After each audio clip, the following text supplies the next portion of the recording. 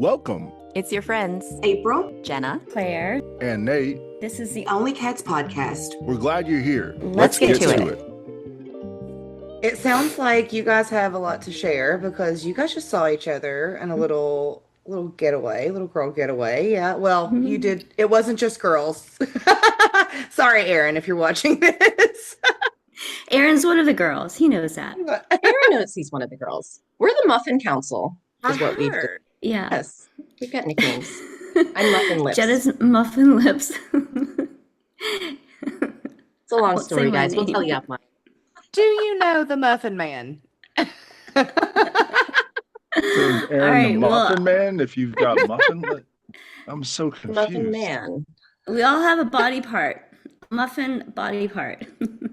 Yes, it's a long story, but we do have a council. It's the three of us. Not everyone can join. Like April, if you come over to Vietnam and we all travel together, the three of us will have to decide which muffin body part you get to be, and if we are going to include you in the muffin kids. Okay. We'll see. I think April's body part would be legs. She would be muffin legs. She does have great legs. Yeah, she does. Muffin legs. Well, we have to ask Aaron.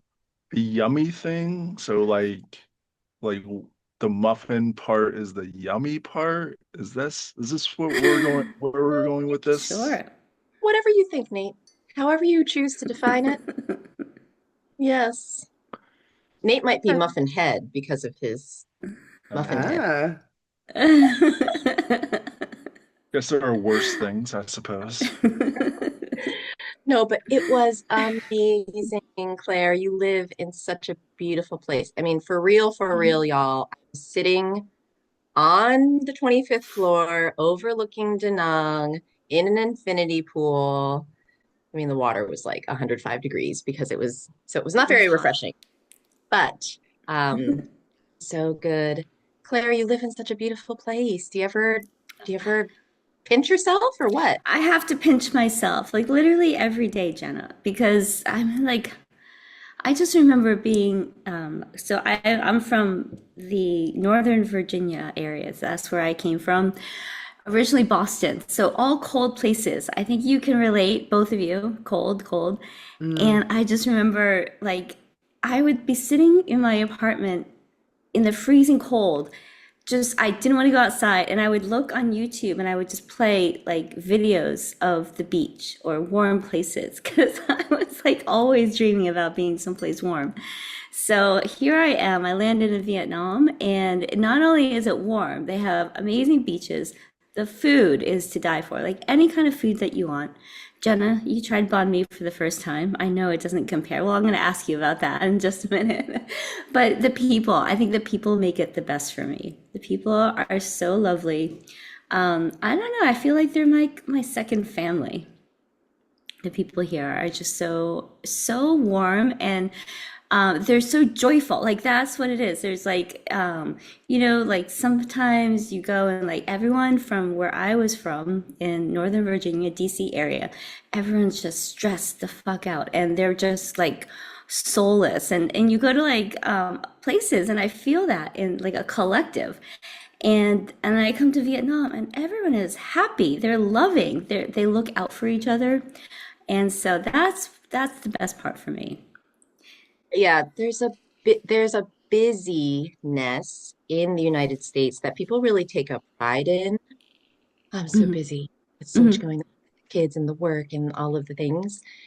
And both now I know they're very different countries, but both now in Thailand last year and Vietnam this year, first of all, there is a hospitality, especially in Thailand, and looking out for each other thing that you really feel. And I feel it in Korea too. Like Korea is so safe. I can leave my kids anywhere. I know that there's going to be an ajumma I'm going to come back from the bathroom and there's going to be an ajumma there with toys and treats for my kids. And I'm not even worried about it. There is like watching a whole family, April and Nate, a whole family on a motorbike. I'm talking mother with family the of baby 5. On. Yeah, there could be, and there's 5 of them. Mom, dad, mother with the baby in her arms, two toddlers. Sometimes they rig up a little thing where the toddler can kind of like stand because they can't, he or she can't sit on the seat. So they rig up a little thing so we can like stand on the motorbike. And they're just like going along, right next to you, and you're like waving to the kid. And meanwhile, being on the back of a motorbike, I saw Claire's reels and stuff before going over, and I thought, oh no, oh hell no, I'm not getting out. My frontal lobe is too developed to get on the back of a motorbike. But Aaron was just like, just do it, get on it, get on the grab, just do it, just sit on there, put the helmet on. The helmet is just decoration sometimes, but just do it. And it took off. And of course, I was like, what do I do with my hand? Aaron was like, Aaron's like, oh yeah, but put it around the waist of the driver, or you can like put your hand, which was he was punking me, guys. You're not really supposed to touch the driver, and I'm there like with my hands on the driver's shoulders. And afterwards, Aaron was like, did he ask for your number? And I was like, you're such a jerk. Muffin man. That's hilarious. So then I'm watching everyone else as we're flying down the road, and I put my hand, I'm like, oh, everyone else has their hands like on the back of the seat. They're not like touching the driver. Okay, Aaron, thank you very much. But anyway, so it's the most exhilarating feeling flying over the Dragon Bridge at night with all the lights and the river and the wind in your hair. And I just thought, if 2 or 3 years ago, Jenna could just see what's going on right now, and I could go back and tell her everything's going to be okay. There's 2 things I want to say. The first of all, that I can travel anywhere in the world at this point, like really. I even found out about a KAD in Antarctica the other day, guys. Whoa. KAD in Antarctica. If you want to go. And I can meet up with a Korean adoptee, and it's no big deal. I mean, Claire and Aaron happen to be some of my closest friends, but like I think I could go anywhere. And we just had a blast together. We just had a blast. And it was so much fun. Tell us about your first Banh Mi experience. We popped your cherry. Claire. Are we going to go there, Claire? Claire? Yes. I don't know. Our 12 listeners, 8 of them are going to stop liking me. There's already enough bad blood between Korea and Southeast Asians. Do we really want to contribute to that? Listen, I'm going to use I statements. First of all, let's just back up. Does everybody know what Banh Mi is? Yes. Can someone describe it? April, do you want to describe your understanding of a Banh Mi? Well, I would love to.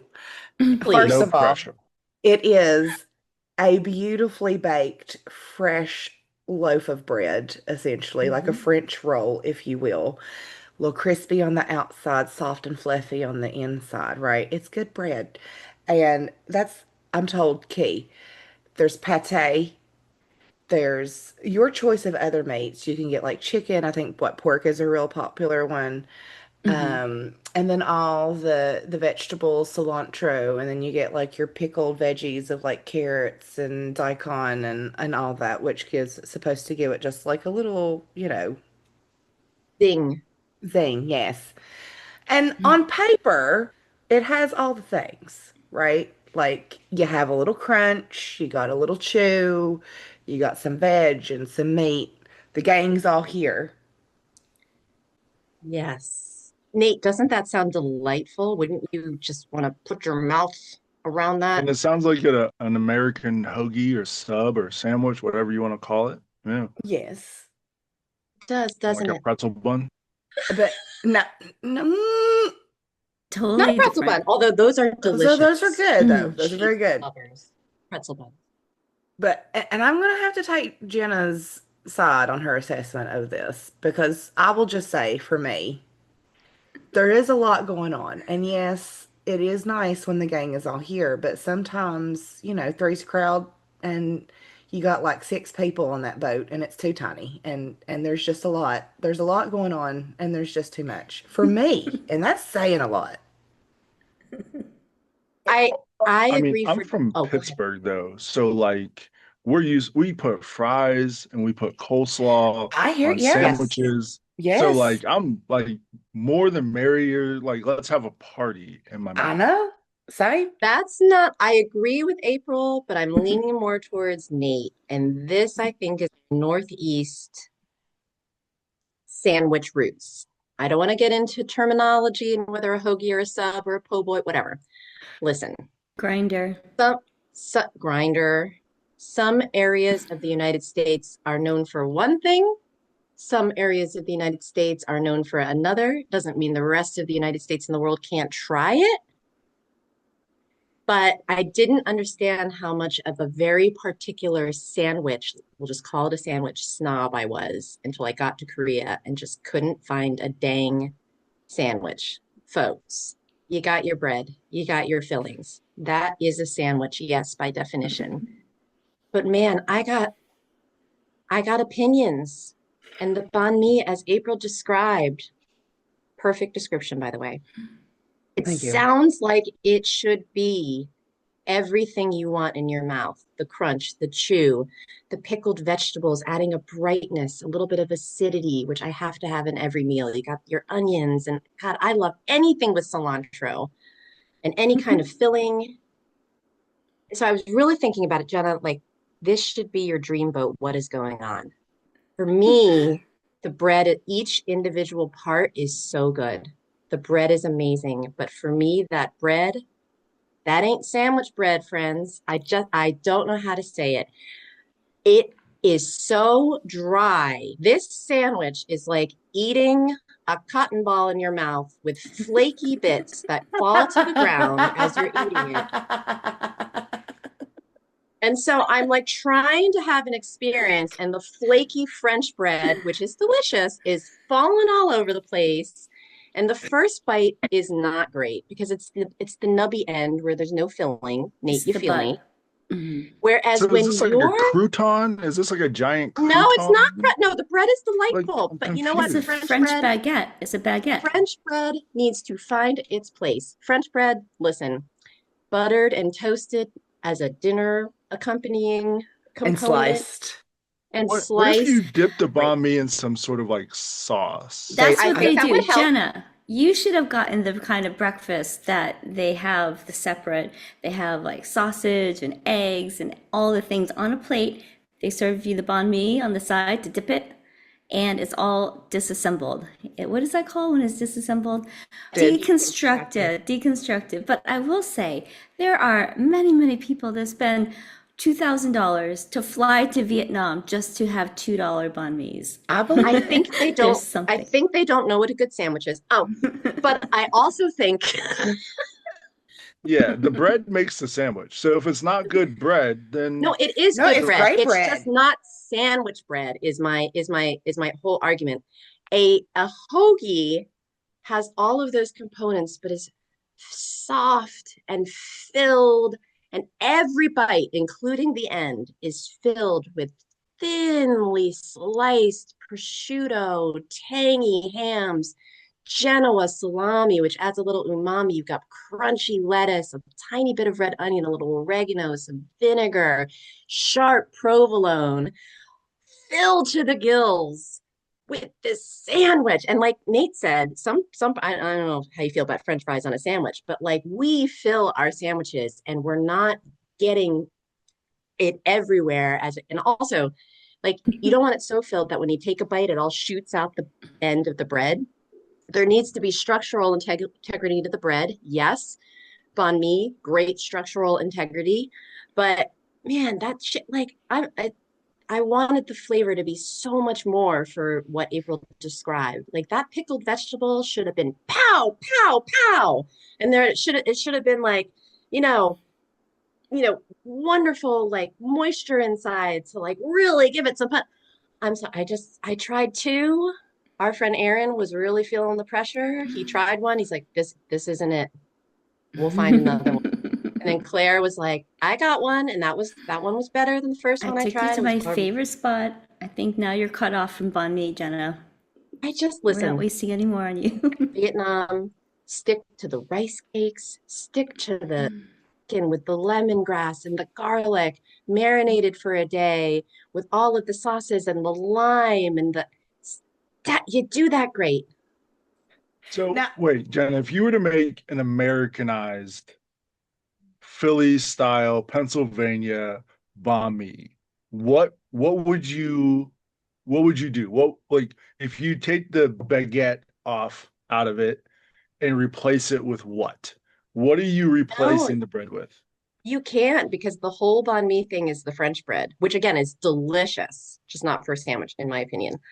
I think if you made a Philadelphia hoagie one, it would be great. You've got your pork in there, you'd have your pickled vegetables, you had your cilantro, some vinegars, and all that So if we stuff. took all the insides and put it on a Philly roll and then put some cheese Perhaps. whiz on it, Yeah. then we're good. Oh Maybe. God. Honestly, I think if you, because don't they like put butter on it too? There's like, there, so yeah. And I also don't like pate. Yeah, there's butter. My mouth's I don't watering. either. And I think that threw me off. Now, once I took the pate off, that I appreciated it much more. I think I would replace the pate with other meat because it's still got a lot in it. It was just, and Is like, the pate supposed to be like a sauce? Because pate is like creamy yeah, to a degree, like texturally. it's So is this supposed to creamy. soften the bread? It's soft on the inside. It's just there's a nice crusty outer shell on the French Mm. loaf. So when you bite into it, that golden brown just flakes off a little bit in pieces. So when you look down, it's You're just wearing it. Eating is such an experiential thing for me too. Like I have the same opinions about a good hamburger. I don't want it so big I can't get my mouth and lips around it either. Even I don't care how good it tastes. I mean, I beg to differ. thing. So I think some of it I understand We're audience. still talking I'm, about s- hamburgers? I'm sorry. Sunny, Like what? I just asked some question. well, don't Just call me making sure. muffin lips for nothing, Nate. I just listen, for everyone who's mad at me, including our friend Sunny, I know this is a personal thing. That's why I said I'm using I statements. I have a very particular view about what a sandwich is. When I was with my significant other in Philadelphia and he saw me eat a real Italian hoagie, right, like right side up outside of Chinatown, and he saw me take a bite of this thing, and I didn't realize it, but I'm like talking to myself. I'm narrating my thoughts as he's watching me. It's like our first date. Like, well, I don't know if there's enough lettuce on it, and I'm looking. He's like watching me do this, and I took a bite and had just a moment, and he was just like, Jenna, I don't know that I've ever seen you react that way with anything that I've ever done, but I'm It so haunts glad. it haunts him to this day. There's nothing like a good sandwich. So I wanted the banh mi to be even close to that. Mm. It just wasn't, especially with all the It's hype. Especially with all the Mm. hype. Oh, wait till you get to Vietnam. And I'm like, I'm sorry, but I understand the French colony part, but I'm not going to Southeast Asia for a sandwich, guys. Just like I'm not going to Nebraska for New York style pizza. It's just not gonna happen. What did you think of the pho? Oh God, Claire, I'm gonna have people chasing me with pitchforks. No, Jenna, no. Listen, no, this is They're really, gonna I am not a reject noodles and you if you soup ever try and fan. go back. You're not going to be I allowed in the know. country. I was gonna talk this episode about how I felt so Southeast Asian in my core. And now you Really? guys are, yes. I think you've just been very westernized, Jenna. There's nothing wrong with that. Just westernized, and Banh mi you is just don't not appreciate. Vietnamese, it's French. Oh. French banh mi is a collaboration of cultures. But do you think Vietnamese are eating banh mi if it were not for French colonization? I mean, we could look at the No, yeah, it history. is French Yeah. colonization. Mhm. Right? Okay, what did you enjoy the most that you ate? What did you eat that you actually did like? Well, Claire and Aaron and I took a cooking class, which was That was so That was delightful. fun. That was We fun. had the Asian mummy that was strict and yelling at us that we never had. And were they Norwegian? Yeah, yeah. Yeah, we had this Norwegian group, delightful two older couples that were equally thrown off every time our teacher was like, "Thank you, chef. Thank you, chef." And everybody got in line with our little pans and setting things on fire and cutting things correctly and slicing off our fingers with the shredders and all the stuff. but we made this crispy rice milk pancake in a pan with lots of oil, and you get it real crispy. You throw some pork and some shrimp in with some bean sprouts, and then a dipping sauce. The dipping sauce, guys. Oh, that's like crack. It was so good. Vietnamese flavors Mm. are so good. Again, with the tang and the heat and the peppers and the fish sauce with a little umami, and you've got the garlic. Anything with lemongrass, cilantro, lime, that's my jam. So what That if you is dip the banh mi in that dipping Yeah, sauce? I would do that.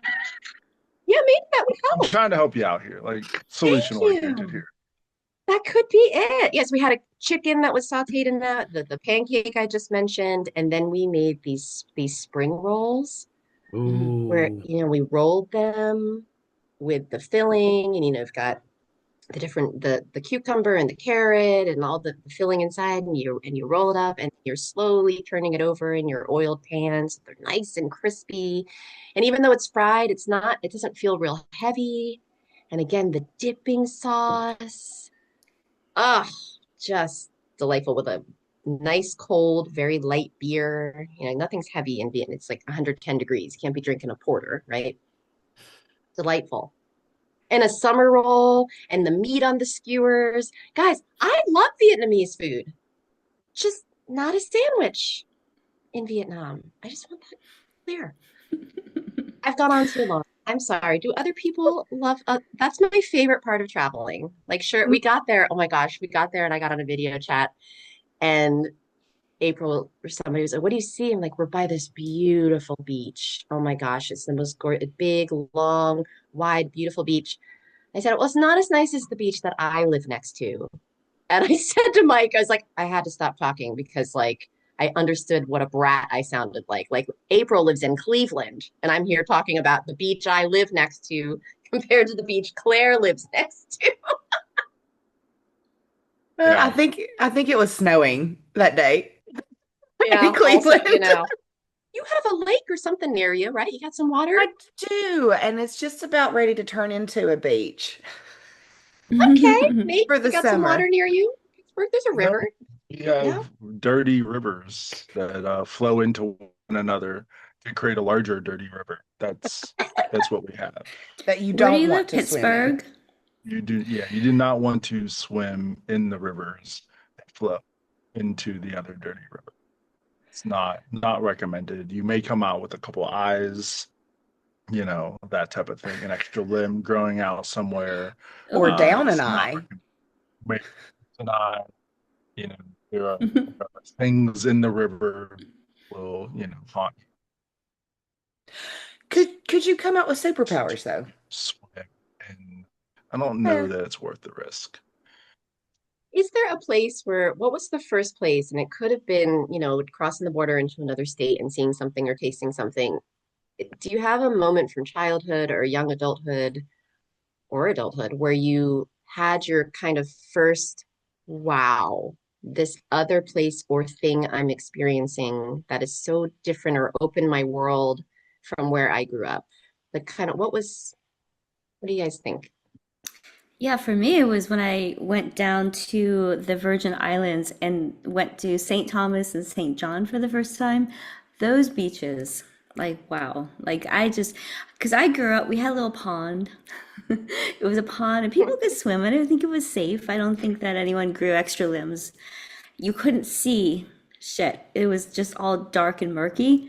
And then you get to this amazing beach and like the water is just crystal clear and it's just like the beautiful white sand beaches and palm trees everywhere. That was for me was like wow, like that's how I knew I had to travel. I had to get out, just get out. How old were you? We went a few times growing up, so I probably was like 10 maybe when I first went, maybe 12. Yeah, that is an age something Mhm. because you're just old enough. Like my kids, sometimes I show them amazing things, but it's even though they're seeing it for the first time and they should be amazed, they don't have enough life experience to understand that it's cool. It's a very weird balance. But 10 is about a good age. You've lived just long enough to go, oh, this is not the pond outside of my Yeah. I mean, I grew up in BFE, so like everything seemed pretty impressive compared to where I grew up. And my people were not big travelers. If you are from West Virginia, especially southern West Virginia, really any small town, then you can probably relate to the fact that your people just don't leave your area very often. I was the first person in my family to travel outside of the country. I think I was 20 the first time I went, and it was unheard of in my small town. I'll never forget the amount of adult people like were completely surprised, terrified. They just knew I was going to be taken. They tried to talk me out of it. I was fine. I went to Greece by myself for like 10 days, 2 weeks, something like that. Then went to Mexico for a couple weeks by myself. I did a lot of solo traveling because at that age, there was nobody in my hometown who would travel outside of the country. Well, wait, Mm. what gave you the gumption or the courage? You know, sometimes when no one else is doing it, you fall into that. So what gave you the I think it's the same thing that the otherness that I always felt like the same thing that made me always aware that I was Asian and that I was different than everybody. And it was very much that Reba McEntire song, like, Is There Life Out There? So Mhm. I was just like, it has to be better somewhere. There has to be more than this. There has to be. This cannot be it all. And I refuse to believe that it is like this that everybody thinks it is. It was just my own innate desperation to get away. I was prepared to like be an expat. I talk to Claire all the time about how I'm moving to Vietnam.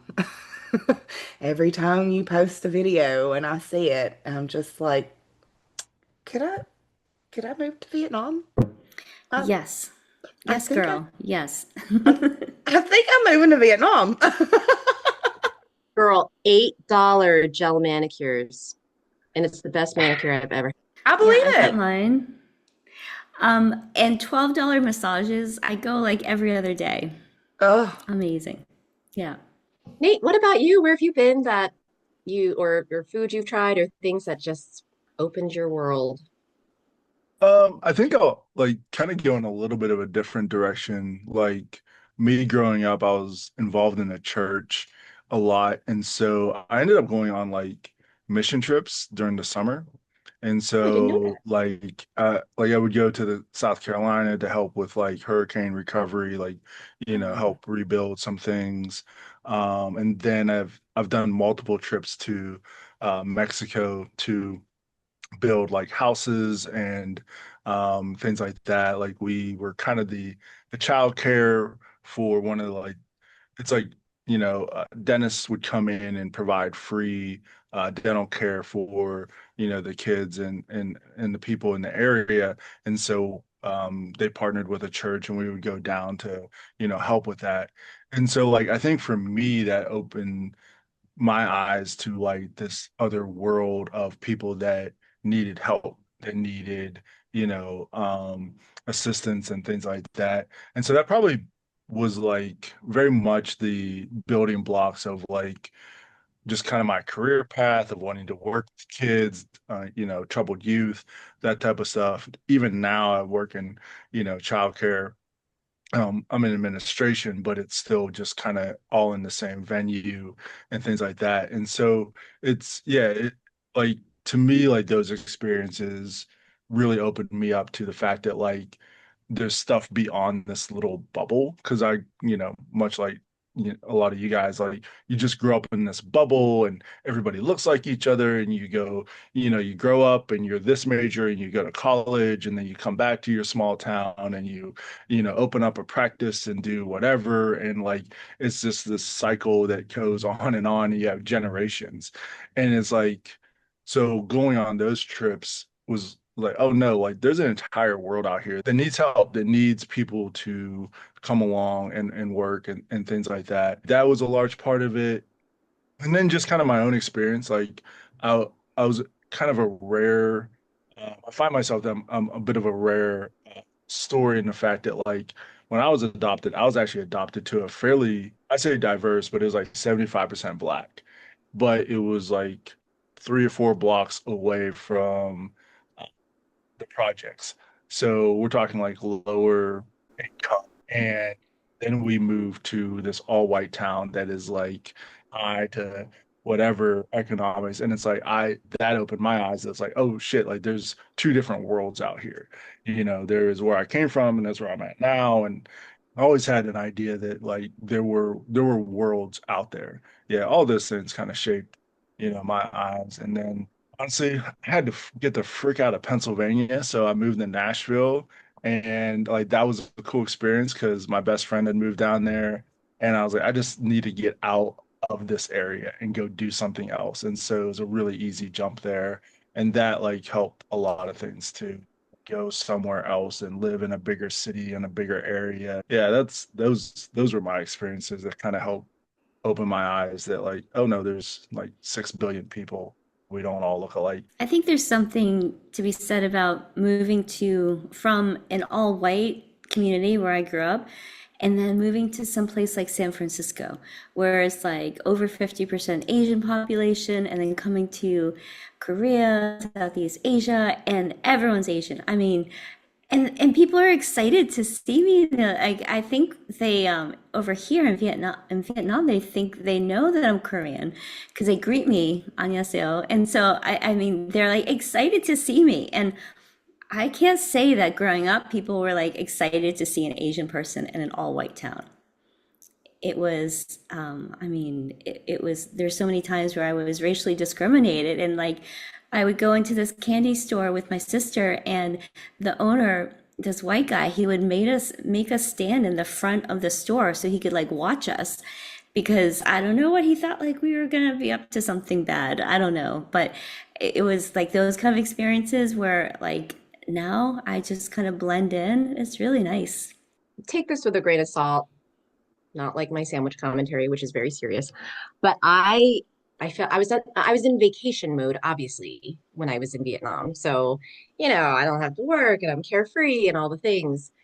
But I just felt so free there. I had this moment that sounds very cliche, but I was in a shop, and I turned around and I saw a woman, and it took me a solid 2 seconds before I realized it was me, because it was a big mirror. And I couldn't figure out why I didn't recognize myself. But it's because I had my hair all swept up in a bun, because you're 10 degrees cooler if your hair's not on your neck, and I had my big earrings on. And because I'm not taking care of kids in Vietnam, I had time to put on makeup, and I'm wearing this jumpsuit that's, it's spaghetti strap. My shoulders are bare. It's like a long jumpsuit that kind of is flowy and looks like a dress. And I was trying to think later, like, why did I literally not recognize myself? I just had this, when do I feel like me? When do I really feel like myself? And in Korea, when I'm in Korea, I just know that I feel, and lying beneath my skin all the time, pressure to look Korean. In Korea, your hair is straight unless it is particularly curly and specifically wavy and permed. But then you can tell that that's the look, right? But everyone's got this straight hair, and it's never up. I mean, once in a while you see a fancy banana clip, but you're not seeing messy mom bun in Korea. It's just not happening. You walk around April and Nate when you get here and you see a woman with a messy mom bun, she's American. And there's, that everyone's covered. There's this very specific Korean style where things are big and shoulder pads and flowy, with a tucked in shirt at your very thin waist with wide leg pants or a skirt. And everything is very monotone and covered and chic and flowy. And I like that style. I like clothes. So I kind of got into the fashion when I got over here. You're not walking around with a spaghetti strap jumpsuit in Korea with no bra. It's I did not that. happening. I made the mistake. Where? Well, I was in Good. Seoul, And I was walking around, and I had a sundress with my shoulders bare. And I think I posted a picture on Facebook, and people were like, "Oh!" I mean, it's not that I didn't know. let me be clear. From being over here, I don't think it's a modesty thing. It's a fashion thing. And it's also we are so afraid of the sun. So people just don't. Mm, No one's gonna look at you and go, oh, she's showing her shoulders. It's not that kind of culture. You just stick out because nobody is doing it. And so, like, because I want to fit in over here and because I don't want to be in yet another place where I have to explain myself, I had to explain myself all growing up. I have to explain myself over here. And in Vietnam and Thailand, I can just be one of the many Asians that's there mhm. and wear whatever I want and be in the glorious heat and eat the delicious lemongrass garlic chicken and the crispy rice cakes and just be me without having to think about it with any kind of context or pretext or anything. And it felt Mm. really good. And I guess that's my next question for everybody. Where do you feel like you are not masking and like really truly you? And how do you, Nate and April, do you think you'll feel when you get to Korea? Have you thought about any of that? I mean, it's philosophical in some ways because I don't know how you would define how you feel Korean or white or American or Vietnamese. I don't know. What does Yeah. that mean? So for me, I feel like it's a spectrum, like with most things, and it depends on the day, right? So like as I started to understand Korean culture through food, I realized there were a lot more similarities between Korean food and the Appalachian food that I grew up on.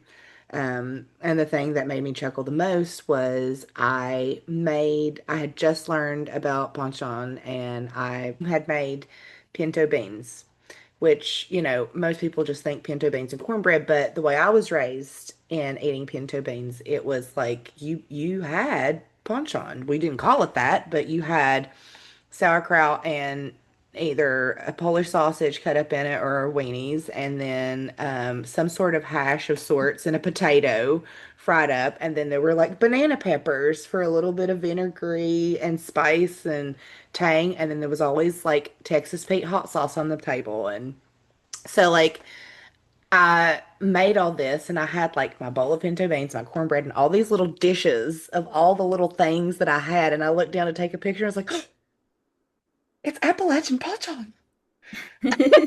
I love that. And so, like, that honestly gave me a lot of permission that I did not anticipate having. And I hope that I can spread that to a lot of people by telling them this story is that it's all relative and subjective, honestly. I'm also, a bigger person. I'm not a slender person. I'm working on that, like one of my motivations, other than Claire. Because when I met Claire and she told me her story of getting her fitness together for her 40s, I was like, oh, there's hope, and that's my goal. But also, when I knew I was Look coming to great. Korea, oh, thank you. Yeah, I You don't look know what you're amazing. doing right now is you're killing it, April. I am Those obsessively going to the legs. gym. Woo. Muffin But legs. Muffin legs. But yeah, I can't come to Korea as big as I was last year because they are already going to call me big. I don't need them to call me fat too. So, not that it would hurt my feelings, but because I'm okay with who I am. But also, like you said, like you want to feel like you belong a little bit. I at least want to be able to buy a hanbok when I go there and squeeze my tits into something. You will. Nate, do you think you're going to walk around and notice that you're with among us, or do you think I don't know. I know it's hard to Yeah, extrapolate future things. yeah. I think it'll be I think there'll be a couple factors. Like one, like the first week, like we're all gonna be together. Like so it's gonna be pretty obvious. Like, oh, look, there's a bunch of like oddly dressed Korean people following each other around, right? Because it's gonna be Koreans from like France and Norway and the United States and Australia. So we're all gonna come with our weird in our own national like fashion, right? And so, we're not going to be monochrome, whatever fitting in. Like we're gonna stick out, and it's gonna be like, yeah, it's gonna be like, where did all of these people come from? And that'll be like that in itself will be its own experience of just like sticking out as a crowd as we migrate from whatever to whatever to whatever we're doing. And then like obviously like language barrier and all that stuff. And I think the true test, if you will, is whenever like Friday, because the tour itself runs from Monday to Friday, and then Friday it ends, and I'm staying essentially for another week, another like 6, 7 days, and so like that'll be kind of the real test, if you will. A lot of my clothes are black and gray, so like I feel like I'm okay. Might be okay with that. But even guy I'm going with, he's going on the tour as well. He's like shirts over there, like you're just be expect to be like a 4X or a 5X. And because that's just like at this stage, like going over there, listen, I'm 5'10", about 215. My understanding is that's like a 5X over in Korea. So and then like I tried to somebody had posted shoes from Korea that looked really awesome. I messaged the person. I was like, hey, do they have 10 and a half? He's like, nope, they stop at 10 with this manufacturer. I was like, dang. He's like, yeah, and they don't sell half sizes. Like you were eating something in Pittsburgh. I mean, yeah, big so feet. it's wild that like it'll be interesting to see like not like will I be kind of like April where I'm just taller and bigger than everybody else and things like that, or how will I feel type of thing.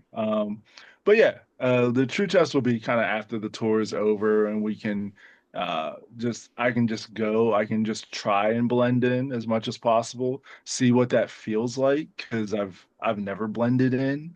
One of the people I work with, we're really close friends. We've talked a lot, and she was like, "Have you always been like one of the only people of color like in all situations?" I'm like, "Yeah, pretty much." Like like I've always been that way, like and so you're always sticking out. You're always used to sticking out. It's never like, the only time that don't stick out is when I'm with you guys, or when we're at KAAN, or when we're at a get together, like that type of stuff. And so, and those, let's be honest, we can kind of count on like one hand, right? How many times like we've been to these type of things, and so it's tough. It'll I'm sure it will be surreal. I know I've talked to other adoptees that have gone and like they're just there and they're like, oh shit, I don't stick out, like nobody's looking at me like, why is this person here? You're not having to justify your existence in that moment, which is something that we all have to do on a consistent basis as an adoptee if you're in the United States. Um, Now, I will say that there are some exceptions. I know some of the LA CADs, LA, San Francisco CADs, they're like, oh yeah, I like kind of grew up in a mostly Asian school and community and stuff like that. And like that's incredible. But like that stops in California. Like you get anywhere past California and you go to the rest of the United States and it's yeah, like you're just gonna stick out like a sore thumb. So yeah, I don't know. I'll be hopeful that I can just, just just be. I don't know what's the facial hair culture over in Korea? Like, do I need to shave to fit in? Oh, No I No, don't facial don't know. hair? shave. Don't Don't shave? shave. I I know don't Also, that will know. take you a That's what while. I'm asking. Like, is there a straight like facial hair culture? Is there not? No one No? over here really has facial hair, but I don't want you to shave yours I'm because I gonna remember stick we out. talked on a you previous might. I episode. know. If I shave, it may not come back. Like Yeah, that's the I don't thing. want that for you. Yeah. Also, But would you be like those dads that shave their faces and then like you look unrecognizable and all your children oh, will? scare the crap out of their kids because they don't get like recognized. You're like, yeah, Don't make us cry, Cat Dad. Yeah, we'll have to call you Muffin Chin. Muffin chin. Yeah, I'm trying to I'm sure imagine. I'm sure there's a filter. Yeah, I'm sure there's a filter. If you go on my Facebook and you want to stalk my Facebook, I'm sure there's photos of me without any facial hair. No, honestly, kind of like what we were talking about. I'm most excited to try and just be a Korean in Korea. Like, Mhm. can I, it's almost like a challenge. Can I pull it off? Like, can I just be a Korean in Korea and nobody know? And the biggest hurdle is just me keeping my mouth closed because clearly I don't speak the language. So like, how can I navigate this? But how much can I be a Korean in Korea? That's the goal. April, what are you most excited about for your trip over here in the fall? Well, I mean, other than hanging out with you and Claire, because we've been talking a lot about Yay. all the fun, all the girl fun. I am very fortunate to be able to have a lot of time over there. So I think what I'm most excited about is just being able to kind of absorb and explore a little bit. I don't have obviously a lot of hopes for reunification. It would be nice, but it's not something that like I'm gonna get hung up on for my own reasons. Everybody has their own way of dealing with it, but I chose to see the humanity in my biological mother, and I don't want to be the reason that her life is harder. I would imagine that she probably already has enough bullshit on her plate or has had to deal with enough bullshit in her life. And if she feels like she's not ready to include me in it, that's for a good reason. And I just choose to respect that. Also, I've had my stomach full on disappointing mothers. I'm good for I'm good on that. Like I don't need another experience. I'm topped out. So I'm really excited to just like meet all of my cat family. Like I feel like if I had gone, there was a time when I probably would have wished I would gone when I was younger. And I think Nate and I have talked about this when we look at some of the younger adoptees and the resources and kind of the head start that they comparatively have in their life. But also, I don't know that it would have been as good as what this trip will be for me because I wouldn't have known you guys. I wouldn't have known a lot of the other KADs by proxy who live there. I wouldn't know all the things that there is to know, to do, and whatever. So I think it's happened at the right time, and it's happened the way it's supposed to. But I honestly, I was talking about this the other night with the group because Tony had mentioned that he didn't get emotional when he was there, and he's like, "So it's okay if you don't." But I think I'm probably going to get a little bit more sentimental when we're in Vietnam doing the Ha Giang Loop and all of that stuff, just because of that experience itself. Like when I went to Greece for the first time, it was very emotional for me to witness it all. Like you're just sitting there in this random place that you brought yourself to, and you realize how small you are in the big scheme of things. And it kind of Mm. makes all of the negative things in your life and the overwhelming challenges that you foresee kind of feel irrelevant. And for me, it made it feel like, you know what? Let's just do it anyway. Let's see where this goes. Because so what? I fail and fall on my face. All right, look where I am. Who gives a fuck? Like, I feel that, April. yeah. And right before my 40th, like, and to be able to share that with all of you guys too. Like, I know a lot of you guys are going to be able to hopefully, or at least nearby, even if you don't go on the loop itself. I'm not crazy.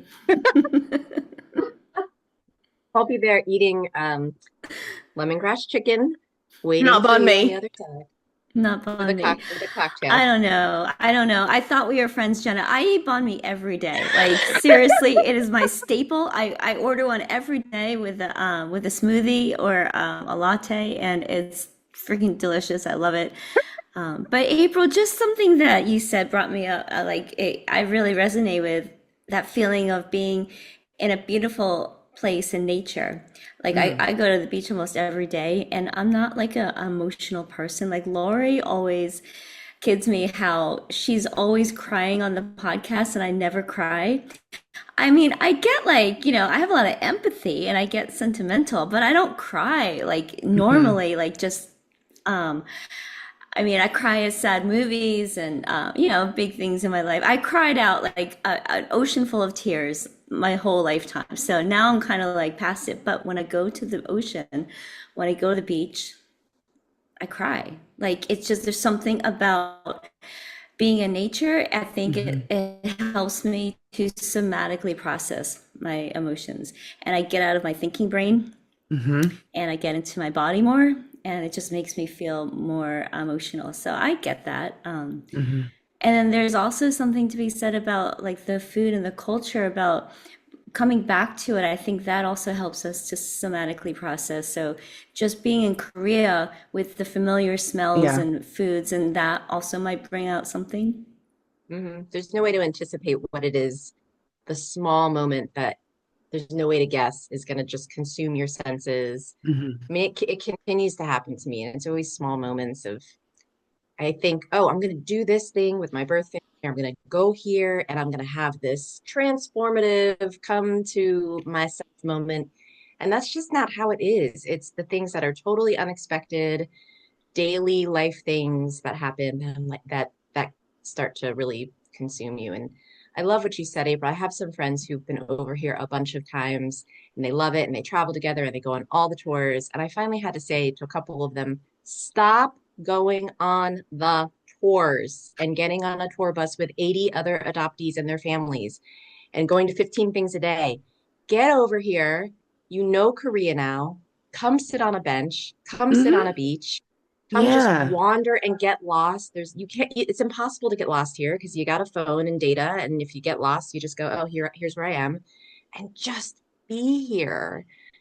Just experience it here as Korea, just like Hmm. and watch people down the little alleys away from the tourist places, you know, making food in the outdoor kitchens and slinging hot fire because they do that in Korea too. And just find that's where I feel most at home when I'm Hmm. wandering around the back alleys of Dongdaemun and finding little shops that the locals go to and little restaurants where Yeah. folks are inside. I mean, that's where I really and no one's looking at me like, why are you here? And I feel really comfortable there.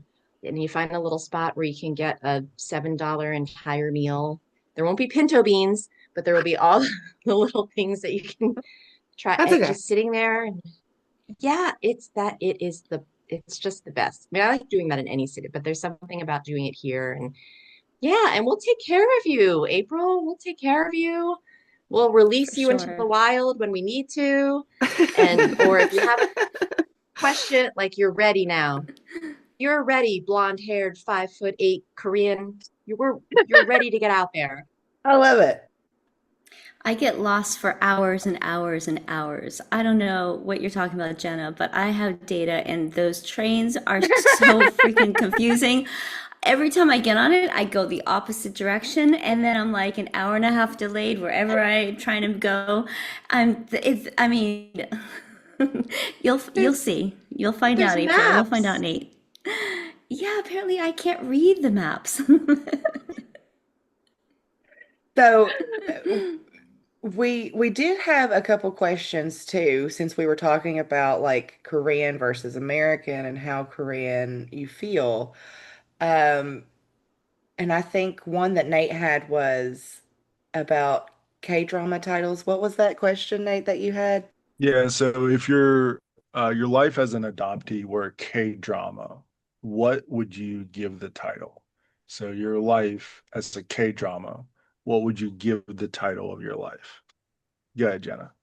I know exactly. Mine would be called K simulation. Oh, okay. My whole life has been a simulation. Oh, Okay, oh, someone is interesting. computer programming it and having glitches in it sometimes. Like someone got lazy, like, well, and I didn't really, I fell asleep early and just boop, boop, boop. And so we're going to have Jenna's daughter, who's the same age as the Korean niece she will meet, have the same name. We'll both be needing lube. Things like that happen to me, and I'm like, I am in the simulation. Or even meeting Aaron and Claire. I mean, I Yeah, met that's pretty Aaron and cool. Claire in very different places, and then we were all together in Vietnam with our CAD friend Leanne, who Aaron and I were hanging out with in Hua Hin, Thailand, which is 4 hours from Bangkok. It's not like it's, it's very remote. And we were all together the year before during spring break. There's just a lot of case simulation. Okay. Okay. All right. I've What never about you, seen Claire? this show. I've never seen it. Well, I saw like half of an episode, but the one when life gives you tangerines, I think is based in Jeju, right? And I don't know what the plot is, but just from the name, it kind of reminds me of like when life gives you lemons. And I feel like that's been my life. I've just been dealt like this, like horrible deck of cards, hand of cards. And you have to make something good come out of it. And I feel like I've done that.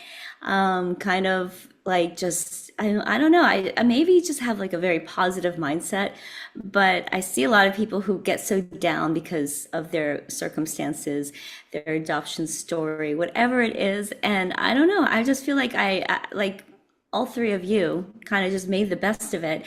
And there's so many amazing opportunities and beautiful things to look forward to. So that would be mine. When life gives you Claire, tangerines. Want to make you maybe tear up a little bit the next time you go to the beach. That title was created, of course, for an English-speaking audience, the play on words with the lemons. The Korean original title of that show translates into "Thank you for working hard." Thank you for, pretty much like thank you for doing your best and working hard. Oh. All right, I excellent. love that. April, what would your title be? Well, I didn't know if we were referring like actual titles. So like I came up with my own, which was Love Me, Not On Me. Explain yourself. Just What because, does that mean? well, because I feel like the common theme with like my adoption has been just complicated relationships all around. Just learning how to navigate them, which ones are healthy, knowing or learning that I had just a false representation of what things should look like in relationships with myself and living in the wrong places and all of those things. So I'm gonna repurpose a title for my K-drama, and it's gonna be Minority Report. Because like just been the minority forever, in just about every situation in life. And so yeah, it would be the Minority Report. It'd be, just my personal POV of what it's like to be the only person of color, what it's like to be the only, Asian in a predominantly black company or predominantly white company. So like, yeah, like literally the minority of all of the places that I've been, and that would just be the Minority Report. yeah, Love it. I like it. we'll have to get Very these into cool. production, kids. Oh, wait till I tell you about all the other simulations that have happened in my life. None of this is real. Simulation. I was just picturing Sims, like you just constantly running into the wall. You know how they do. I used to love that game. The Sims, Sim Farm, Sim City. Something about playing God. I don't know.